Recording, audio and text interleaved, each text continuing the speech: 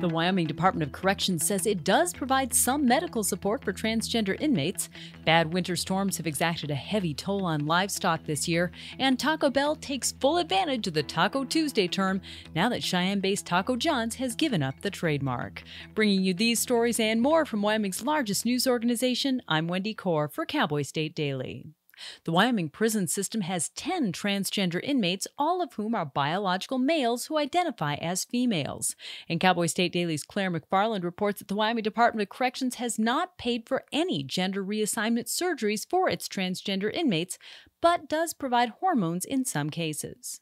If a medical provider deems it necessary, and if an inmate was already on hormone therapy when admitted to the prison, then they will provide hormones to transgender inmates. None of the 10 male-to-female transgender inmates in Wyoming prisons are now housed in female facilities, and a spokesperson for the department said prison staffers don't allow male inmates to have contact with female inmates. Brutal winter storms that exacted a heavy toll on Wyoming wildlife also killed significant numbers of livestock on Cowboy State ranches earlier this year.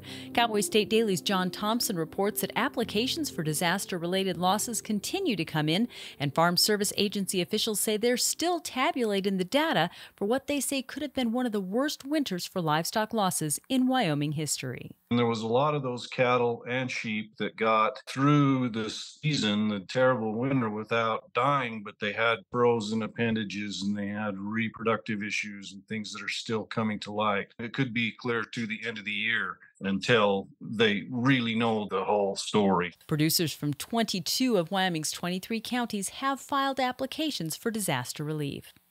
Well, nearly 3 weeks after Brianna Mitchell went missing, the Washakie County Sheriff's Office is coordinating a final search to find the missing 28-year-old Moreland woman. Cowboy State Daily's Andrew Rossi reports that search and rescue volunteers from 3 counties have agreed to join the Sheriff's Department on the evening of August 11th to search the area. And while private citizens are welcome to search, they are urged to use caution. But it's important that they consider their own safety before heading out, making sure they have water and they stay in communication so they can avoid the same circumstances that led to Mitchell's disappearance. And all signs point to this being a recovery mission. They no longer have any expectation of finding her alive out there. Despite no clues and little information, the search for Mitchell has remained active. The Washakie County Sheriff's Office obtained her cell phone records and has been analyzing them in the hope the phone's pings will provide an approximate location for a search. I'll be back with more news right after this. At Hilltop Bank, we understand that buying a home is a big decision. That's why we're here to be your trusted partner on the path to home ownership. Our experienced mortgage team will guide you every step of the way, from pre-approval to closing. We offer competitive rates and a wide variety of home loan options to best suit your needs. With our local knowledge and personalized service, you'll feel confident and comfortable throughout the entire home buying process. Contact us today to start your journey toward home ownership. Hilltop Bank, member FDIC, equal housing lender.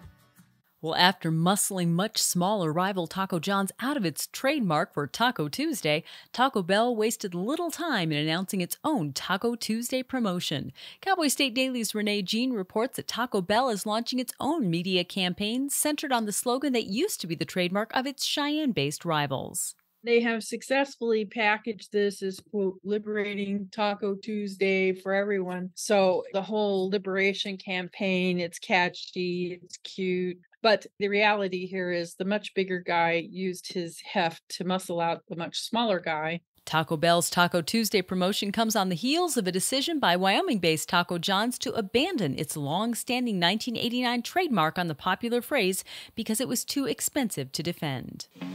And recent bison attacks that left 2 women gravely injured apparently weren't enough to dissuade a man with a small child in his arms from walking right up to a bison in Yellowstone.